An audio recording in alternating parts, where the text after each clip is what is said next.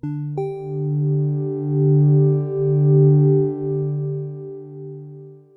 us then start with Myriad of Chain, your favorite purple podcast, for its Friday the 13th edition. And well, it looks, in the view of the current event, that this Friday the 13th is a rather gloomy one, rather than a lucky one. It depends sometimes on your inclinations, but geopolitical news will confirm that nothing really funny is afoot right now. I have with me Decentricity, Josh, the sophisticated ape, and Wes, who are all in the team of Myriad advisors. They have been helping us build the platform, advertise for the platform, and build the community. And this podcast is usually pre-recorded and published on YouTube and Rumble, but this time we're doing it live. And well, we have a lot of things to talk about today. This topic we want to breach is actually the topic of the Israel-Palestine conflict. But let's see first how it relates to us, how it resonates with us on a personal level. And let's look at it through the lens of decentralization, technology, and freedom of speech. There are sides, and these days it looks like having an opinion is more important than having a reflection. Let's try to change that, and the ball is in your court. We're just gonna start with Decentricity. So tell us, do you have anything to say about this? Right. So Danny, obviously this is like a topic that's like one of my hot button topics. I've actually mentioned this to you separately. And guys, why are we speaking about this is because, well, obviously it's something that the world needs to talk about. And we created Myriad because it's a place where the world can talk about anything. So there's been a lot of posts, some of them imported by me, on Myriad about what's happening. It's all very sad. It's all very violent, and there's some things happened that were totally inhumane. There's a lot of disinformation. But I think, just to answer your question, what this has have to do with Myriad, we're here to let people speak about it. We're here to allow people to have conversations about things that are sometimes unspeakable. And I think that's why it's so important for Myriad. Personally, it's important for me because I'm Muslim. I'm very anti-Hamas. I'm very pro-Israel. So that's sort of like something I bring to the table to this conversation. And yeah, there's probably not going to be a lot of laughs today because of everything that's happening. I'm not going to qualify it with any other weasel words. There's not going to be a lot of laughs today. All right, yeah, this is certainly a topic that needs to be thought of before being talked about. I think a lot of people will agree. Josh, do you have anything to say or to iterate on what Decentricity just said? No, I might still make inappropriate jokes, so no problem, no promises there. But Okay. but that's just because that's my brand of humor, or that's the way I cope with things, I guess. Ghoulish. Ghoulish. That's fine. It's a skill you pick up in the military if you ever join the military. Understood. But the yeah, I don't know. I mean, I remember I was actually happened to be up late at night, just randomly scrolling through on because I was watching I watched the Ukraine and Russian conflict stuff like more closely, and I'm in a lot of Telegram groups for that. So I was just kind of like scrolling through some of those, and they all of a sudden started posting stuff from Israel and Palestine. And initially it looked like it was just another, launch, every couple of months, Hamas launches a bunch of rockets, and maybe somebody goes across the border and takes a couple of shots at somebody, and then they have to arrest them or shoot them. But then, then you started seeing the live streams out of the music festival and stuff like that. And I think the music festival thing honestly is what hits a lot of people a lot harder than normal. It's because most people have went to a music festival of some kind, or a large concert of some kind, and you can't imagine seeing paragliders. And I could imagine myself seeing a paraglider at a concert. Danny, if you're at a concert and you see a paraglider, what are you thinking that they're going to come to with a machine gun? You know what I mean? Like, you're probably thinking that they're going to. Oh, it's part of the show. Yeah. Well, and a couple of the paragliders were even using Ukraine colored flag parachutes. Like they had the Ukraine colored flag on their parachute. So Wait, what? Yeah, if you go back and look at the video, some of the videos from when the paragliders were coming in, they had Ukraine flag parachutes that they were using to fly in on. So some people thought I that they didn't were see this. Wow. some All right, people thought please that they were divert. there to well, yeah, some people thought that they were there to, like protest or bring awareness or something like that. So they were like live streaming it, and then a guy leans over the side with a machine gun and just starts kind of spraying down towards the crowd while he's flying over in his. Then I think people started to think something was wrong at that point. But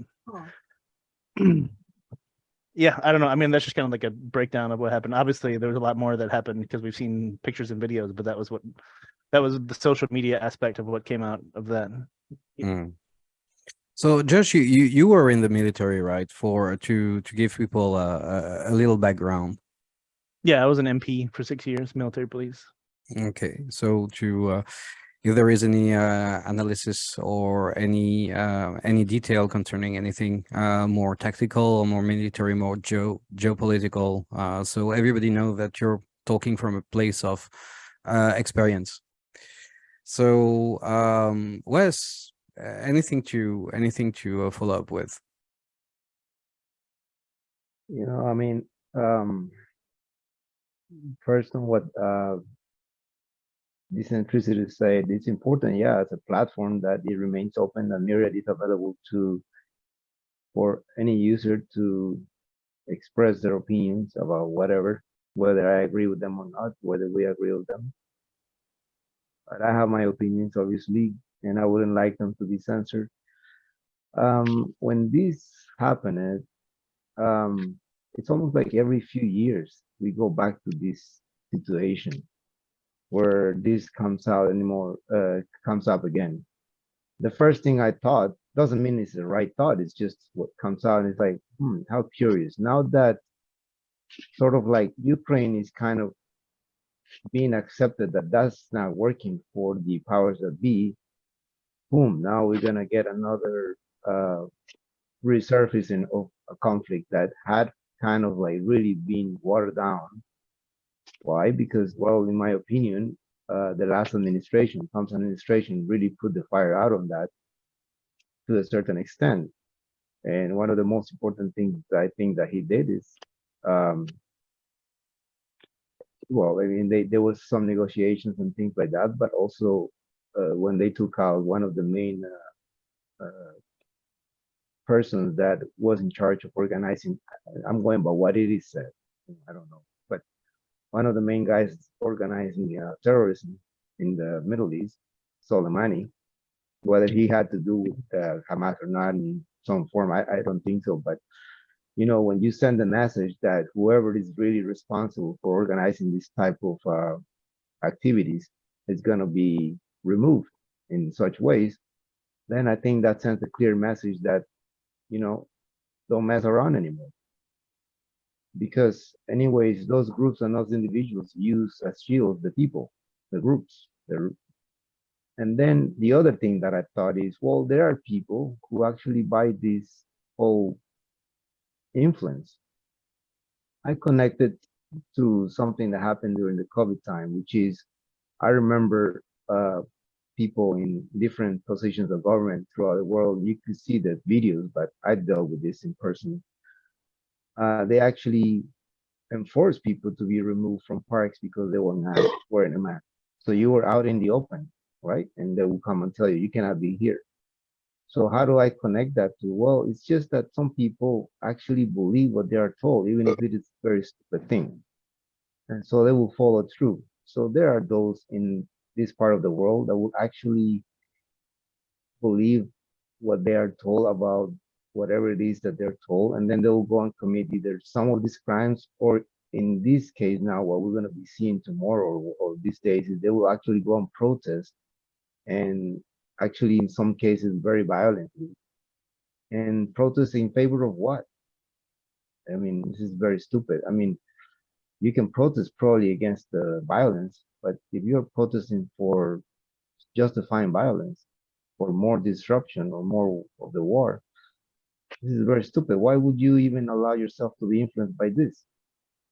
So the message for me is don't allow yourself to be influenced by this. Express what you will, but really you should be seeking peace. I think I heard Josh say earlier, yeah, like in the late 90s, Israel had kind of given most of what the alleged authority from Palestine at the time, what they wanted, and yet Arafat, he rejected it. Why? Because he couldn't. Because if he didn't, if he accepted, there was no longer a political football.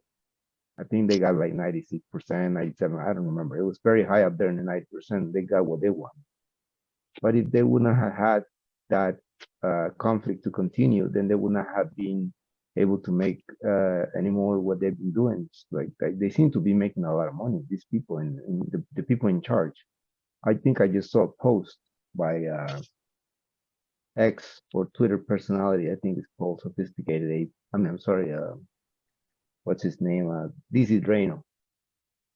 And he put a picture where he had missiles coming. You know, you had the missiles that Hamas sent and the missiles that are intercepting from Israel. And it says your tax dollars, U.S. taxpayer dollars on this side and U.S. taxpayer dollars on this side. So, and I think I just saw something that just came out, and basically the American taxpayer or the people that pay the taxes here in the U.S., they're giving both sides money for this, right? And this problem has never gone away. So it's sad, and there's many things I can say about it. I'm not really making any conclusions now, but I think we can kind of make a decision. What can we support, and it will end up with who has the most amount of freedom and liberty in that area of the world. If I have to make a choice, you know, I will align myself with just rename the names. Don't call them Israelites or Jewish, or don't call them Palestinians. Who has the most amount of freedom? Who can go to where they go to work and earn a living? Who can sell their property and leave if they want to? Who can express themselves as best as possible, as much as possible? You can look at those things and make a determination. Who is the word that you support or you in favor of? If you cannot sell your property and you cannot leave because you are prohibited from doing that, if you can cross to the other side and get healthcare, if you cannot cross to the other side and not get healthcare, if you cannot go to one of the sides because you'll be killed, if you can go to the other side because they allow you to, I think you can use those points to determine, you know, who's got a better future and one which you can support. And I'm gonna leave it there for you to answer those questions if you're watching. Answer your questions, and then you can see who is side that you can be on. I'll leave it at that. So before giving before transitioning to the next topic, actually, I would like to also hear from Sophisticated Ape if you have anything to add to all this.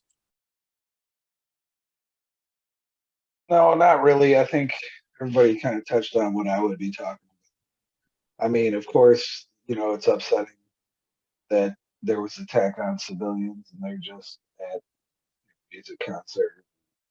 You know, there's innocent children, women, people involved, and it's not just like a military attack. But one of the things that stood out the most for me is what Wes was just saying is, it's crazy that America is pretty much funding both sides. And, where did 90% of the weapons come from in the world? Probably somehow it's funded. It's just disappointing from a taxpayer perspective and stuff like that, from America First perspective. But of course, you're upset about the whole conflict and everything, innocent civilians. But I think everybody touched on, what I could say, because I don't really know enough to speak more into it. But Pandu seems to have a more in-depth view on it. I would say Oh. than I do. Thank you. I mean, I'm not there. It's just culturally I do. I'm looking at it from inside, so to speak, and it's been, like we've been all of us here, we're free thinkers, right? Because we're all for free speech. The new free thinkers are the free speech people. That's what censorship has done to us, right? And I think it's back when I was growing up, the free thinkers, the people who are anti-mainstream media, when I was in college, like those guys were speaking out against mainstream media, were these pro-Palestinians, these pro-Palestine guys, or the death to America guys. For real, like this is when I was growing up in college. Those are the people asking questions about Iraq, about the weapons of mass destruction, for example, like not related to Palestine, but like still in the same region, and asking questions about like these are also things that they're happening now in like, just to bring it back to social media. I'm going to just show you guys a case, all right? And this is something that highlights the weakness of Elon's platform, but it also has an image of a burnt baby. So if you want to avert your eyes, go ahead. My apologies, guys, but like here, right? So this is on Twitter. It's not on Myriad. I haven't imported it. It's super easy to import to Myriad. You can use the Chrome extension to do it. You guys can you guys see my screen? Oh no. Oh no. Yes. Shit. Well, my Chrome web browser is not responding. No, we actually can see the picture. Okay, but Okay. okay, all right. So this is Ben Shapiro. I can't scroll up for some reason. So I can't scroll up. Okay, so Ben Shapiro posted this. You want picture of proof of dead Jewish babies? Here it is.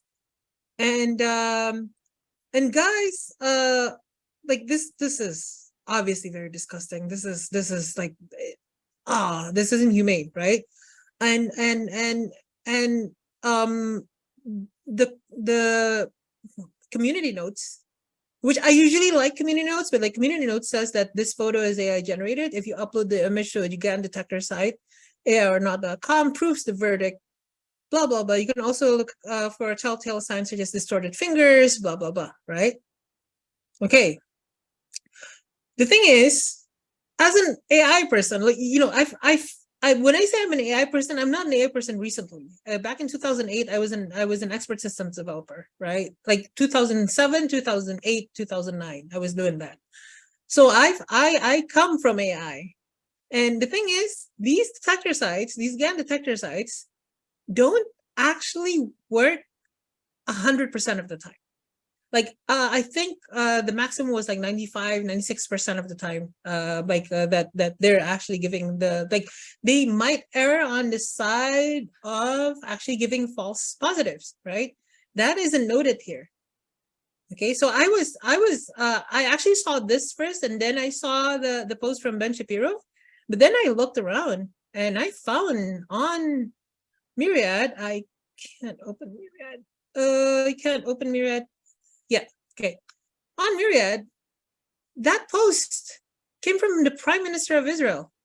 And this was actually confirmed by the Secretary of State. Yes, okay, obviously none of us here 100% trust the government.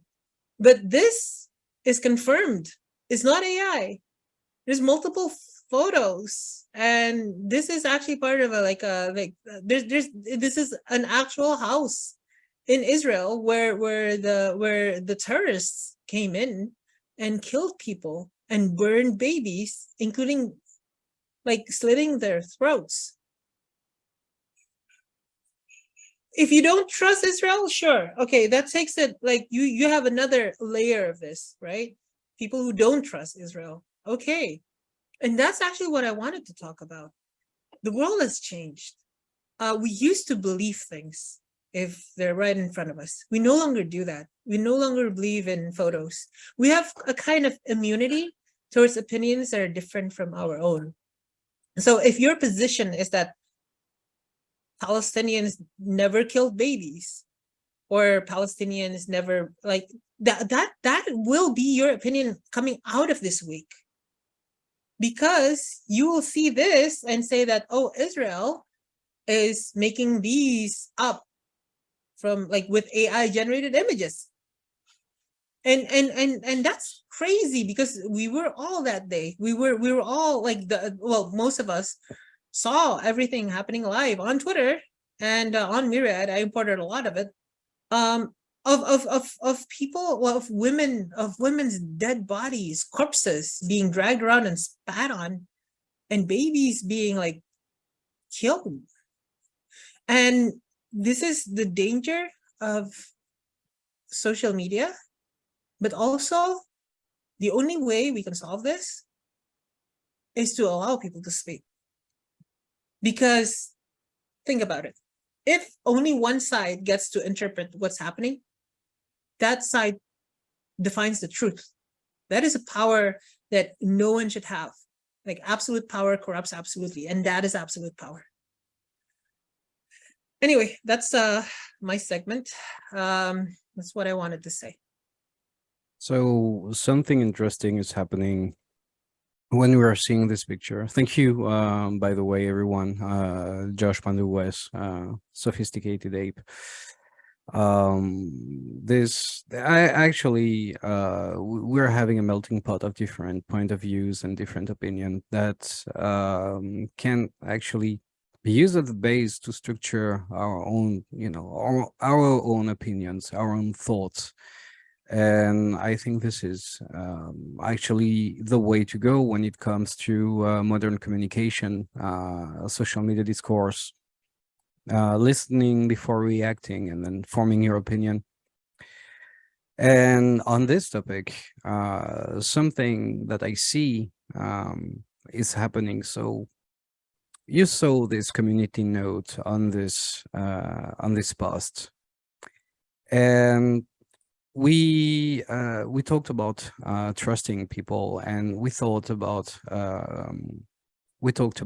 trusting what we see on screen. What's happening now is a conflict that where you see the public opinion on it, you feel that you have a duty somehow to take a side instead of observing, because observing is still doing something, right? I mean, let's all agree on this first. Let's all debate or agree on this first. Do you think that observing is still doing something, is still an action, and that active observation without opinion, while you're making your mind on something, is still something socially acceptable to actually to us? I just want to make like the point that even if you're an LLM, like making an observation changes you. And I think all observation is active observation, because that's actually part of what makes your software, shapes your opinions, because it actively changes you. But yeah, I don't know what the others think. Well, I imported a couple of things that we talked about. I talked about initially in the Myriad. I can show. None of them are as bad. So On the should be. topic, yeah, on the topic of observation and taking side, you know, like, do you think, do you believe that active observation is also an action, and that you do you have Yeah, to take side? The question boils down to this, because everybody is thinking, oh, we go for A team, we go for B team, and I'm not just talking about Israel and Palestine. I'm sorry if I have to boil it down to team A and team B, right? But it's for all discussions we have online right now, it seems to be a huge emerging pattern, and it's actually much more visible given the size and the impact of this conflict. So what do you think? yeah. I mean, I think it's important to be aware of it, but you also don't want to get desensitized to it too. That's where you get, that's where the danger comes. You don't want to normalize, grotesque violence by, that's one of the ways of normalizing it, is by faking it all the time and just saying everything is fake. I actually, my theory on this is detracts a little bit, but I'll keep it short. But that's one of my theories on why a lot of people are don't believe in the Holocaust happened, is because they can't imagine that people would actually do that. It's not because I don't think it's necessarily because they think that Hitler was a good guy or that Nazis were the good guys. It's just that they don't. I've known people personally who don't think it happened, but they don't have malice in their heart. They just can't comprehend that anyone would ever do that. They can't comprehend that people would take people on trains and expend resources just to kill them. That's always their That's a argument. Like reason why, that like why would they do that? Like why would why would the Mm. Nazis spend so much time? And I was like, because they hated them. Like they're like, well, yeah, I hate people, but I wouldn't, spend millions of dollars to put them on trains and ship them across the country to kill them in a camp. Which you can't, it's you can't rationalize some of the things. Some things you can't rationalize. I think that's what I have a comprehend. When you see like people hurt kids, like I can't, like, so always my initial reaction is to think it's fake too. But there was, even when I was an MP in Afghanistan, they taught you that crying babies was an indicator of that you should pay more attention to the person. Like if a baby was crying and it would never stop. And like the whole time they were going through a checkpoint, and you'd search a baby and they would have a grenade inside the baby's diaper, and it would be pressed up against the baby so hard it's hurting them, but they didn't want the baby's diaper to look distorted, but they were trying to sneak a grenade through the green zone, so they would put it in the baby's diaper. Yeah. I've heard of horror stories like terrorists just slitting like the fingers off of a little girl, and just so they can get entry to places, because they were saying like the girl needed medical care. There's actual substantiated reports of people doing that in that region. Yeah, I mean, I didn't see anything that bad. Mine was just And they I'm a tried to Muslim. hide. This is not a racist thing, but like honestly, that region has a lot of violence.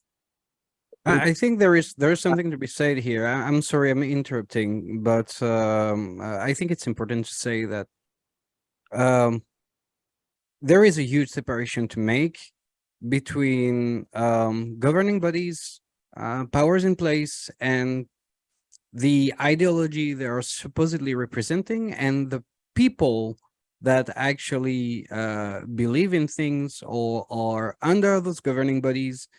Because there is a lot of amalgamation being done between governments and civilians, between religious figures and believers, between it's normal for people to put labels and things, but especially now, I don't know about you guys, but I do think it's extremely important to not use too wide a brush to paint those strokes. Yeah, I actually myself and Pandu talked about this the other day, but there's probably, like, I estimated, and I think it's a reasonable estimate, I think I've seen it somewhere too, possibly, that there's probably about 50 million extremist Muslims in the, in the Middle East, like 50, which is a small amount if you look at, there's probably 2 billion Muslims in the world, right? And so 50 million is not that much of 2 billion, but it's, they say it's a small, it's the bad apples, but 50 million is a large apple. It's that's a lot. it's a big apple. So like And it's 2.5% of 2 billion is a lot. Yeah, and then you have and then you also have the people who aren't maybe they wouldn't necessarily carry a rifle or blow themselves up, but they'll give money to people who will, and they wouldn't count themselves as extremists, but they'll that's where Hamas and the PLO and all of those organizations get their money, is all these people who want, they want to fight the holy war, but they don't actually go fight the holy war. They want to cheer on. It's kind of like people in the United States when they don't want to join the military, but they'll put the yellow ribbon on the truck, and then they'll put the "We support our troops" sign out front. And they'll give money to the USO because they're doing their part, but they don't. I'm not saying it's a bad thing. I'm just saying that that's it's support. You're supporting a side and monetarily, and which which is in this. Oh yeah. Yeah. I mean, I don't try to mean that bad way. I mean, there's lots of people who can't serve. The comparison kind of thing. Well, while one side may stand on what is just, or what we are told is just and kind, the other may stand for what is unjust and unkind. So equally so, to each side their own. For those who are willing to go to that extent on those activities. And I did import this into Myriad too, just to see if you guys had seen this or heard about this or not. This is supposedly tomorrow. This is what I was talking about on Twitter, Josh. Like, I ran it through Google Translate here, but you translate. Okay, all right, okay. So here's the thing, right? This is the ex-leader of Hamas. He lives in Qatar, and he's asking. He was actually making that statement first, but like apparently the leadership of Hamas was also making a statement through to the Muslims of the world. And I live in a majority Muslim country. It's not a Muslim country. It's Indonesia. And every Friday, there's Friday prayers. It's for the men. So the men go to the mosque, and there's always basically there's an imam, and that imam will speak about usually the Quran, a lot of Quranic stuff, but sometimes very political stuff. I mean, I've seen videos of these guys talking about like supporting Palestine and going there and sending money for the jihad.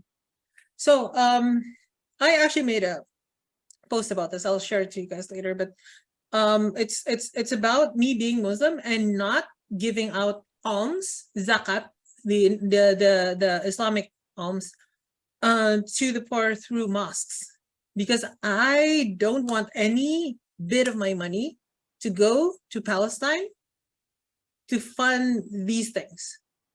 Okay, because even if they're earmarked for charity, what Hamas would do is use the money for weapons. They've already done that. There's like water pipes that were donated. Yeah, here you go. Donated and turned into rockets. We probably donated those, like we as in like guys here in Indonesia probably. And this is dangerous. This is something that people don't realize. That's and that's just the financial part. So I'm thinking a lot of people today on Friday are going to be sort of radicalized from the Muslim side to send money, send funds to Palestine. They're going to say Palestine. They're not going to say Hamas. They're going to say free Palestine, or make free Palestine from the colonizers, right? And those are actually going to Hamas. It's already proven. There's an account. There's a Twitter account that you guys must follow. I'll share it after Josh finishes. that Twitter account has had, like, for years, it's been posting about how life is in Hamas controlled Gaza. And you know what? The Hamas guys have luxury cars, beautiful villas. The rest of society have shit. Like they don't even they don't even have Did- running water, except like what they get Right, like, from didn't this Israel for guy, free. what is it that this guy leaves? The one that posted this, he said Running he lives water. in Qatar. Yeah, no, So the former head of Hamas. The maybe scroll up. Oh, Right. He lives no, in Qatar. it's So Qatar is I don't know what? why it's Is called that where Luxor Dubai is? Raft. Okay, Something like that. basically Very, it's telling yeah. everyone who's bodily capable to come over to Palestine to fight for Is Hamas. he gonna do it?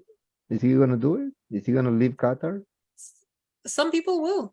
Some people will. No, Oh, no, no. he's not gonna do it. The guy in Uh, Qatar. No, he's not gonna do it. Just This an is interesting just an interesting aside is that we put sanctions on Iran for supporting terrorism.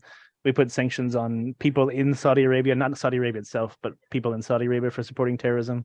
But Qatar is probably the largest single supporter of terrorism. But the reason we don't sanction them is because they spend almost $100 million a year on lobbying in the United States.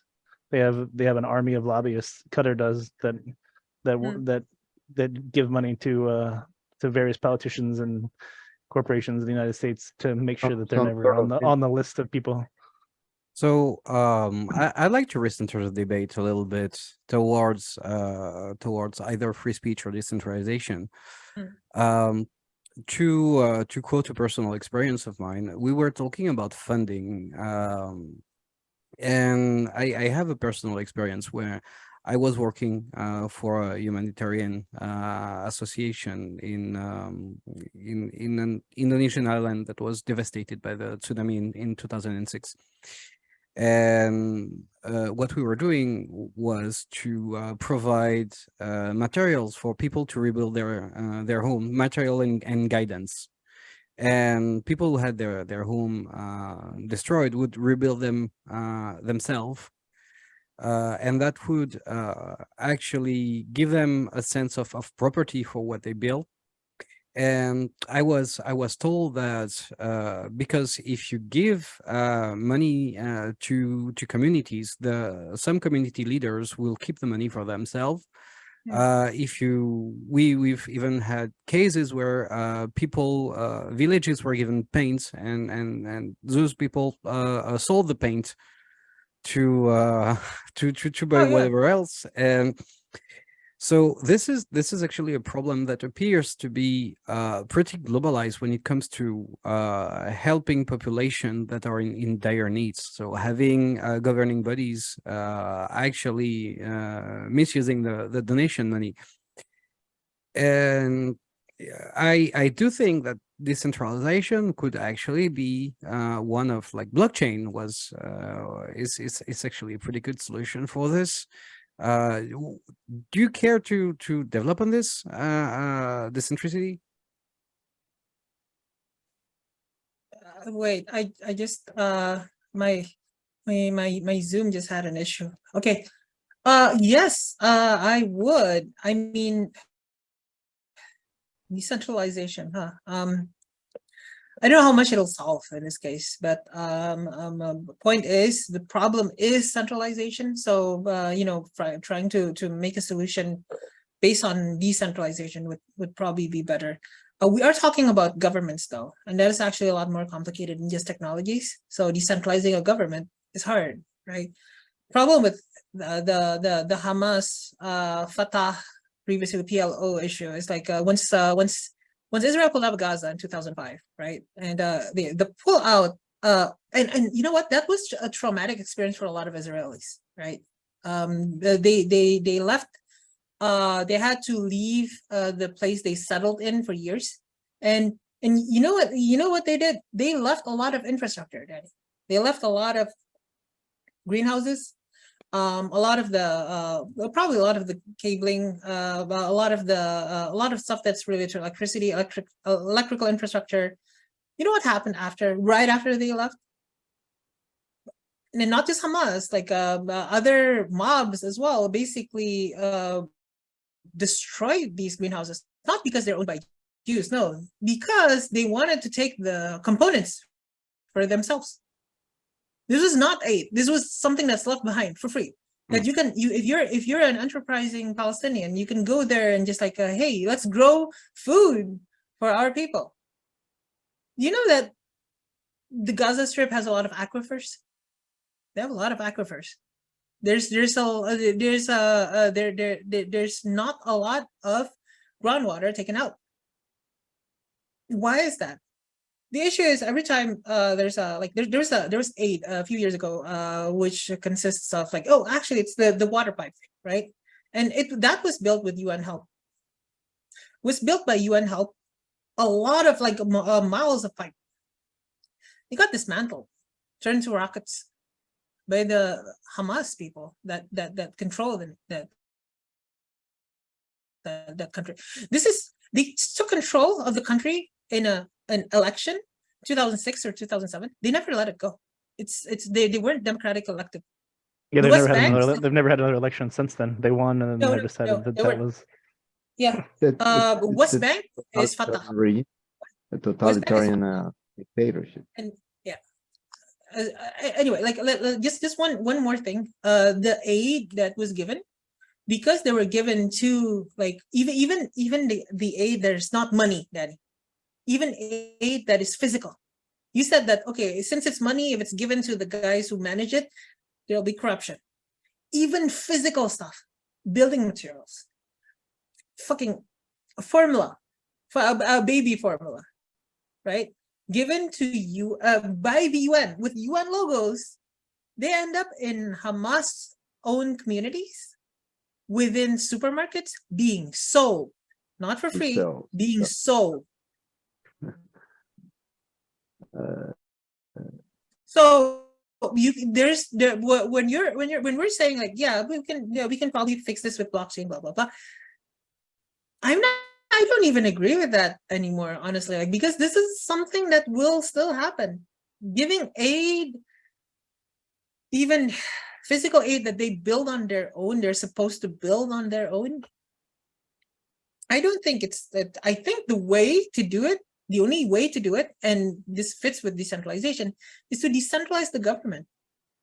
Is to let them self-rule, which the only thing that we have right now is either democracy or get an AI overlord in there and control them. So, right? Yeah, Wes, you mentioned totalitarian government, and this is pretty interesting because when I look at Myriad, right, I see something that could be actually used. This is a censorship-free platform. This is a platform that's meant to be operational even if you don't have a central entity. You can spin up your own, you can install your own, you can create your own community. And in there, I would see the possibility for minorities within you know that group, whatever. yeah, group. oppressed groups, whatever groups, to actually self-organize and to actually self-support.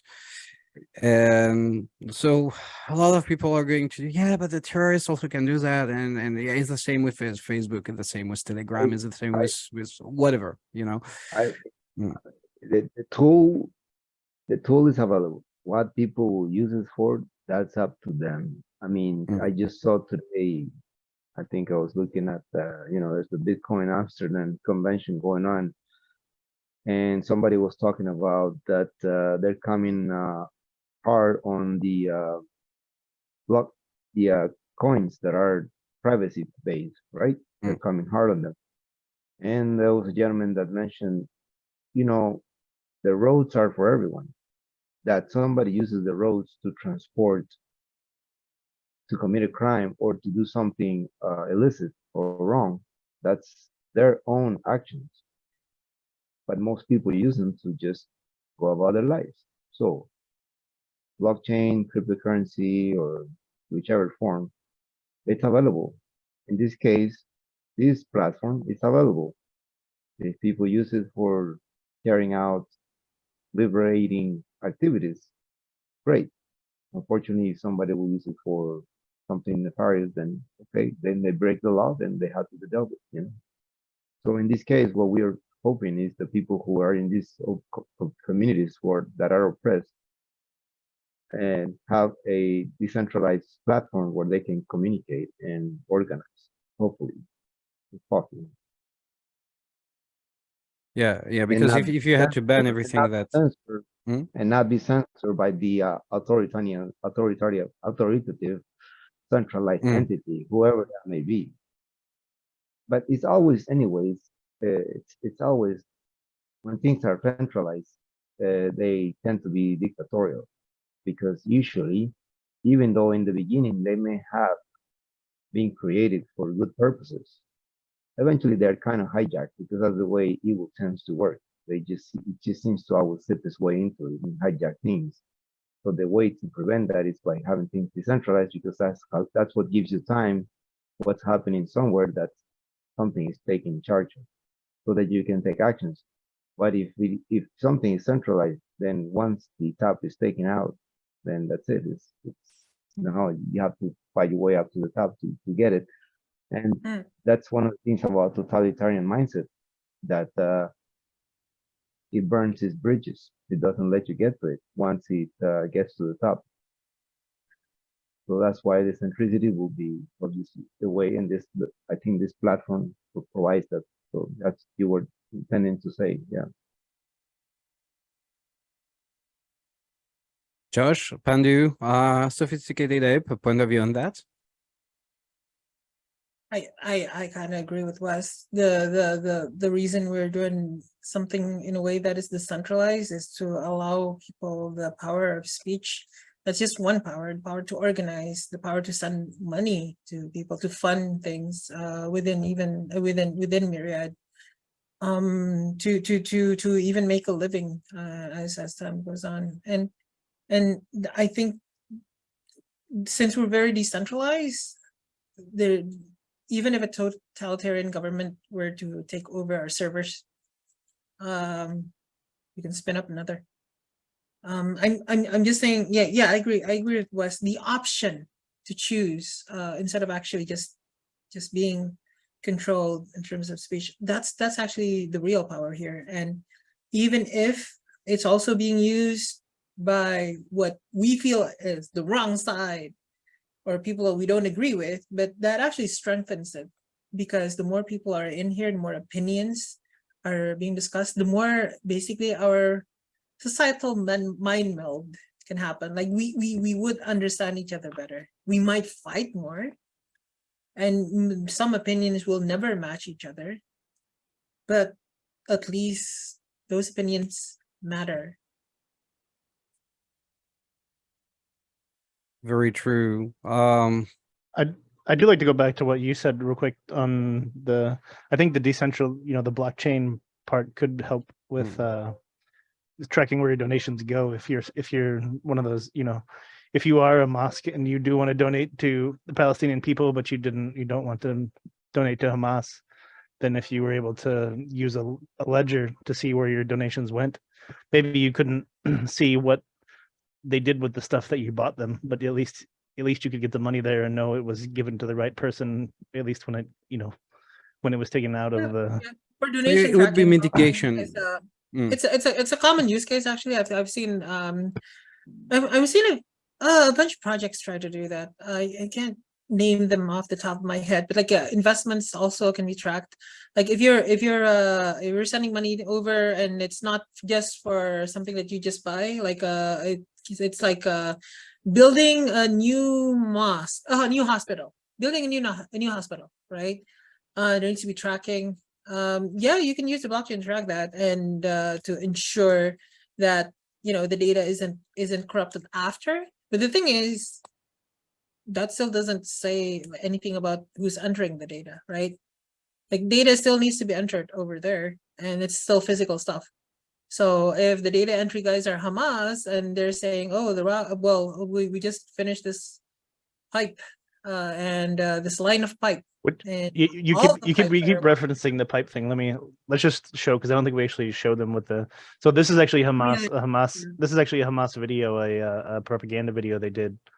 So it shows all the rockets, and they showed how they built the rockets. They dug up their pipelines, their water These are pipelines. donated pipelines, some of them, and some of them are actually Israeli pipelines giving water for free to Palestinians.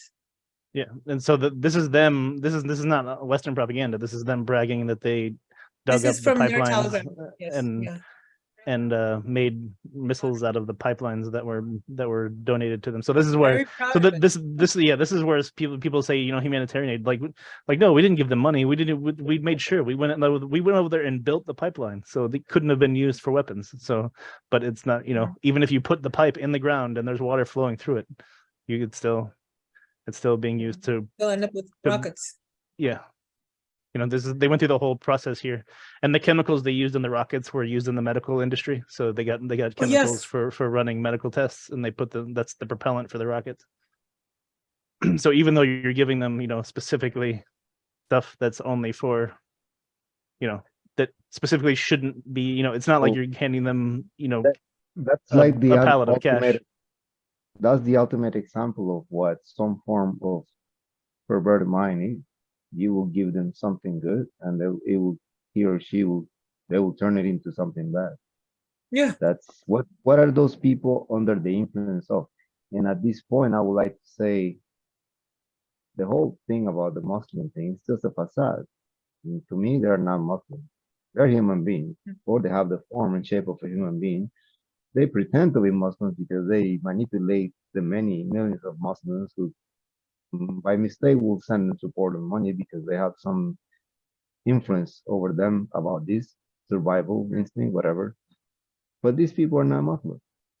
I'm not a Muslim, but even if they were Christian, Jewish, whatever, atheist, wake up practitioners, whatever, that's a Thank you. facade. That's Thank you you for put in saying top that. of yourself. That's a facade. That's something you put in top of yourself to manipulate others. Thank you. So Thank you. they're beyond anything. I mean, they have I agree. And prides here, for the, and they turn them into bad. yeah, I agree. Here's the thing. They certainly believe they're Muslims, right?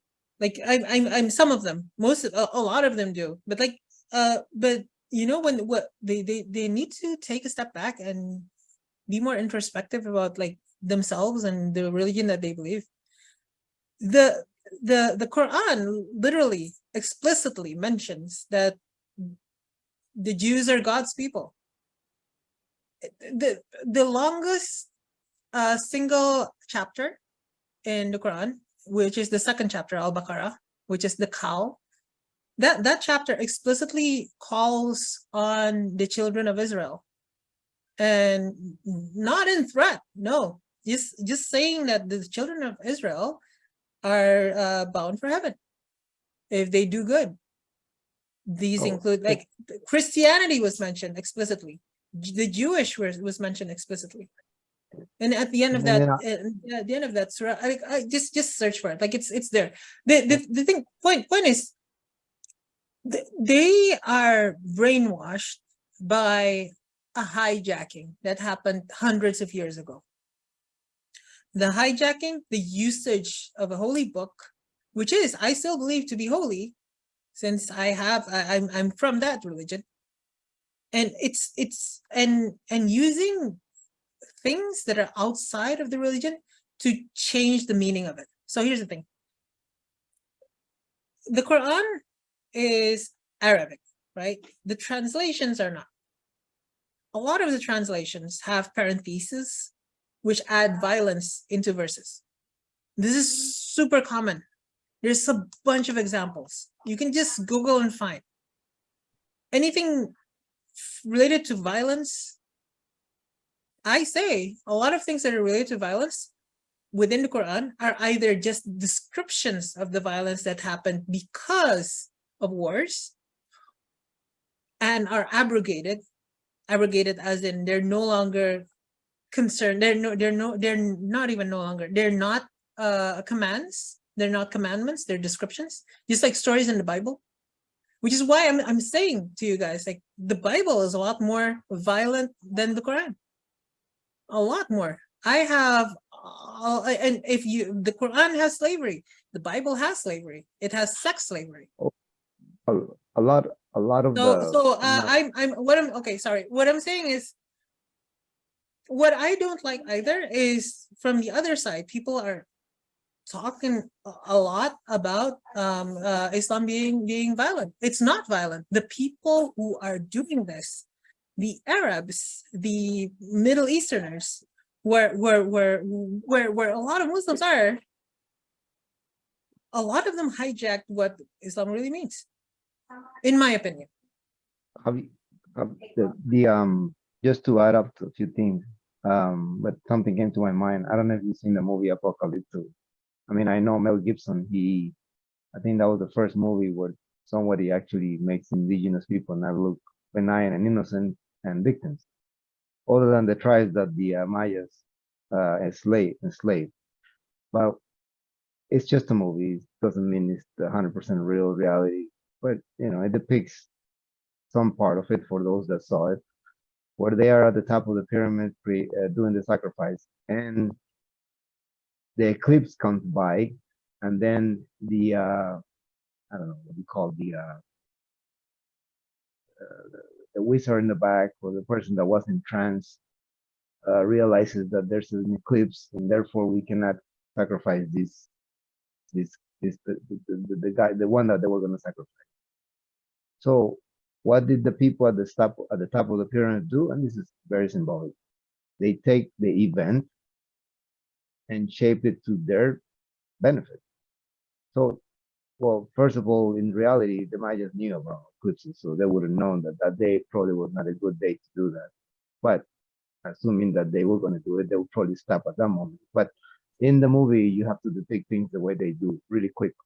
So that event happens, an eclipse takes part, and then the people didn't know about it. They have their fears, but then they say the message, oh, they got hurt enough. We don't have to kill enough people. It's all BS. They just use that event to their fate, to their advantage, and they fool the ignorant people in the bottom of the pyramid by telling them we don't have to kill anymore. That's it. We're gonna have rain. I don't know if you remember about this, but going back to the thing that is done just to play kind of like, as they say, devil advocates. Well, these extremists in Hamas will, and I heard this before in other places or by other people. Well, the reason why they are so violent is because they claim the people and the people that are in control of Israel are not real Jews, that those people have hijacked the land as well. So in other words, we have two people at the head of two groups, or two groups at the head of two kinds of people fighting each other, claiming that none of each other's leaders are legit, right? Because then the extreme Arabs or Muslims say that the people in charge of the Jewish people are not real Jewish, and back and forth. Well, I think right now, at this moment, we have a very good example to show how something can be fought. For example, in the US, we have a lot of issues. We have a movement that is liberating. And how is this movement trying to do it? Politically. We have a lot of people active here to try to expose a lot of things. Unfortunately, we have the mainstream media trying to suppress and basically distorting everything. So a lot of the information doesn't get revealed the way it's supposed to, but people continue to try to do it. So many people around the world are doing the same thing, trying to expose the corruption in their countries and trying to expose the corruption in their whatever they are involved. So Hamas has the ability to do that if indeed they claim that the people in charge of Israel are not legit and are as corrupt as all the other governments. They can do it. They're not gonna get the support from people by attacking and doing what they're doing. So this is BS. If they really want to expose in this case, if it was political enemies, they could do it. They have the means. But this is not that. Certainly, by just attacking and sending missiles, this is extremist. This is something else. There's no reason. Maybe 40, 50 years ago and going back, perhaps. But at this day and age, with the information technology that exists, where you can produce information, you don't have to do this. It's not necessary. So they no longer have the excuse to claim this. So, Wes, this is something that I noticed. It's like this overtaking, this hijacking of religion by a governing group, or by a group that is going to use religion for its own benefits. I'm seeing a lot of other things in groups. I'm gonna say it could be countries, it could be group of people within these countries, it could be group of people around the world that are not geographically related, but now, thanks to the internet and the globalization of communication, get together. In this group, you have faith, you have religion, that's organized religion, as organized religion. So you have a culture and cultural beliefs related to this culture, but also social political climate, economic environment, reactive behavior. And by that I mean, like, something happens and the group reacts to something that happens in kind of a uniform way. All that are behaviors, group behaviors, that I think can be hijacked to the benefit of a specific subgroup looking for dominance, looking for that has a predatory behavior toward the rest of the group, right? And my question, the theme on my next question would be, how do we handle that with free speech, with decentralization of speech?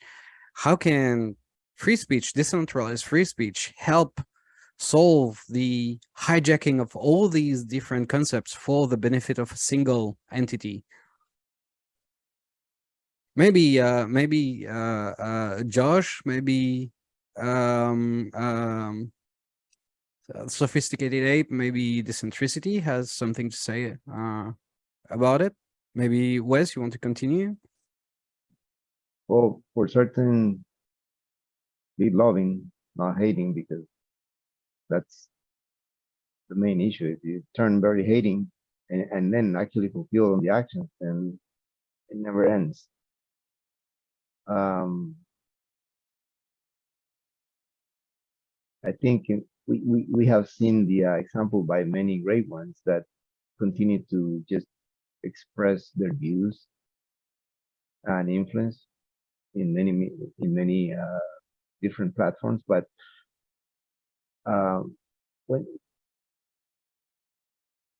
when you see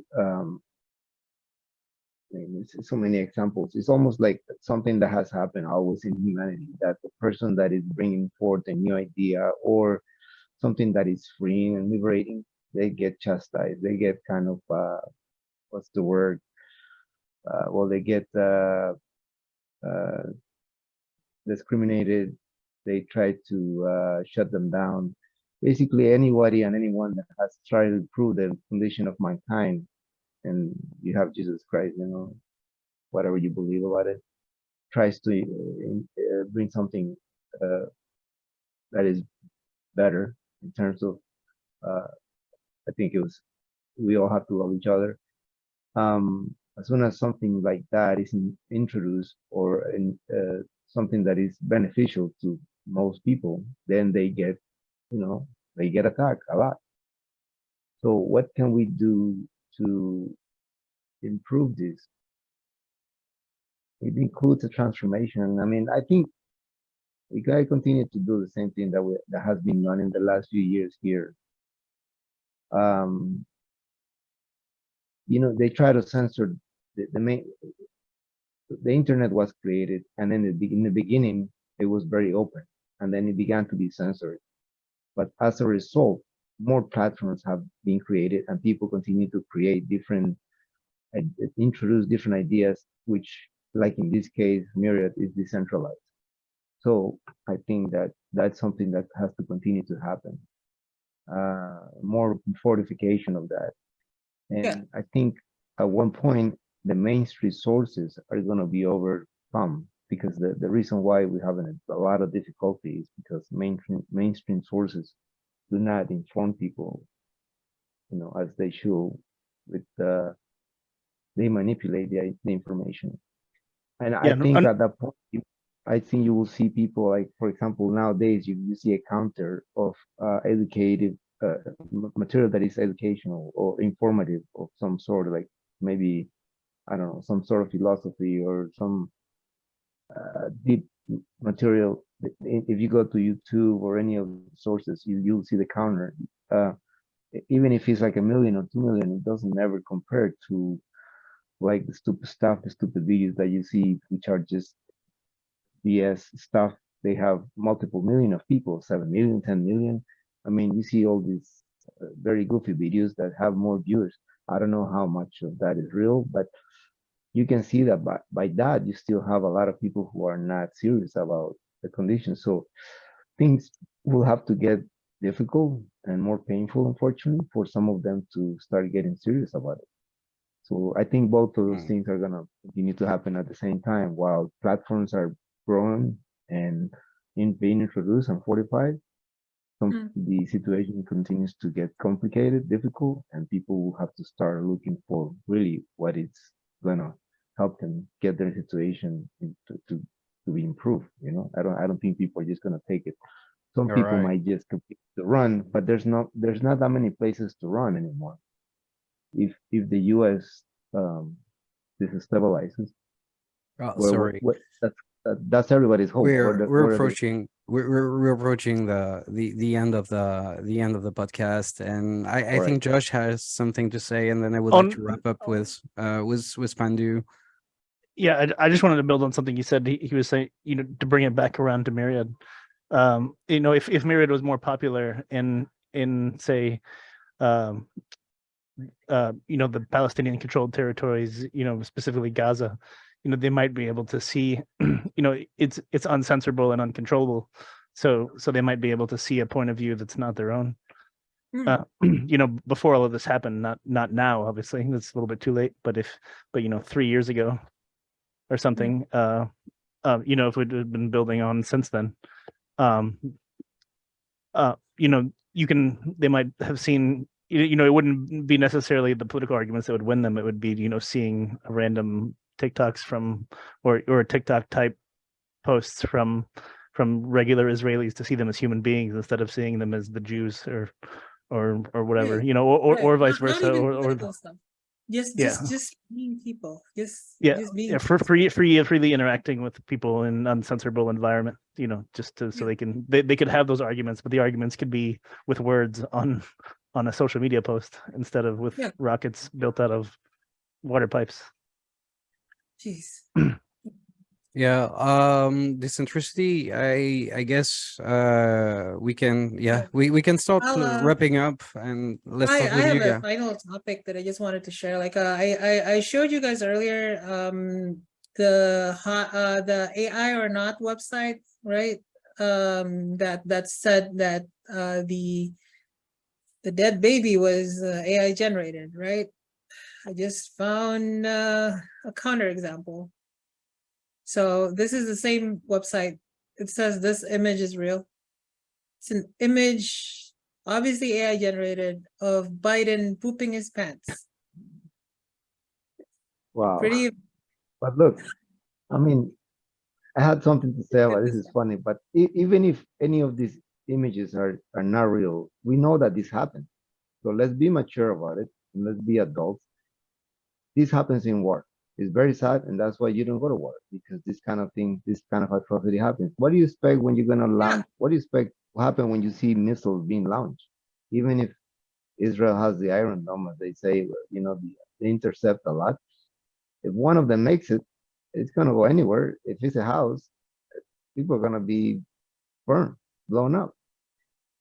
And That's the this is way what you war works, Wes. But I would argue this time this is not war. At least it was not right. This is war very back then. this, When this started, this was terrorism. They killed people. right. It was murder. This is very cold. They're cowards for doing that, because when you are in war, actually, you're supposed to target military installations, and that's how you win. That's a clean war. But then again, going back to what I was saying, these people are not fighting clean. That's because there's something in them different than that. So they are attacking civilians and innocent. And that's got to be something people see also.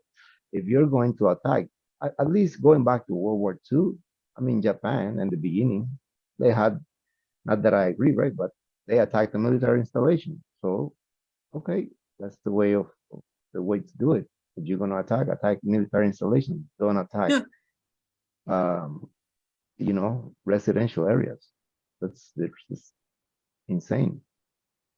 Crazy. So On that note, it will be time to wrap all things up. I think if everyone has like a couple of sentences to actually close the episode, I'll go last because I haven't spoken too much this time, and I miss it. But a couple of sentences from everyone. If there is one thing that you want viewers to take back home, if possible, something hopeful and positive to end. okay. Humans aren't evil. Most religions aren't bad. A lot of people are. A lot of people mean to do well. There are bad people in this world. They're misguided by beliefs that do not even conform to reality, really. And those people should be punished. But people as a whole, like humanity, we're good. And I think net humanity has the potential to be even better. So go AI, inject yourself with these nanobots. Okay. Sophisticated ape. A couple of sentences in closing. Anything? I mean, just kind of repeating what I mentioned earlier and some of the things we've touched on, that it's it's a shame that the attack is on civilians. It's not military versus military. I mean, these people aren't even, they have no idea what, they have no idea what happened 100 years ago, and they're just living life, and this happens, and it just sucks. The U.S. ends up funding both sides of the war, and I don't know, just feeding the war machine, and yeah, here we are. So Wes? No, I am complete with what I said. I don't have anything else more to say. All right, Thank you. Josh. You're welcome. I think the white pill is that nobody's viewing themselves as the bad guy here. Like nobody, there's nobody, neither the Palestinians nor the Israelis are going, "Ooh, we're gonna kill the other person." That's not, nobody's doing that. Everyone's saying that they're defending themselves or that they're the right person because of everyone has a reason, but but nobody's reason is because I'm a bad person and I want to kill the other person. I mean, maybe there are some people like that in there that are, genuinely, mentally deranged or something, but I feel like that's probably the vast minority. I don't think that would be, maybe unfortunately it's some of the leadership of Hamas especially, but I don't think the average person, I don't think even the person who went and committed the atrocities in Israel, for instance, maybe necessarily thought that that's what they were going to do. They probably were told that this was a holy war and they're going to start something great and we'll free our people, and that's what they thought in their mind. One person's terror is another person's freedom fighter, is what everyone says. So that's what I have. In closing, for myself, something I used to say is when you have a simple problem and someone tells you it's very complicated, or when you have a very complicated problem and someone tells you it's much simpler than it looks. Sometimes that person is trying to get something out of you, meaning that you don't have to take sides. You don't have to have an opinion. You can just actively observe, make up your mind, wait until you formulate an opinion. And this is not a ball game. You don't have to side for team A or team B just because there is social pressure in order to do that. The enlightened centrist thing is a complete meme, and it doesn't justify not being excellent to each other and communicating with empathy and sympathy in our minds. So yeah, I'll just enjoin everyone to keep being excellent to each other until we meet again. Have a good Thank day, you. everyone. Have a great day. Bye bye.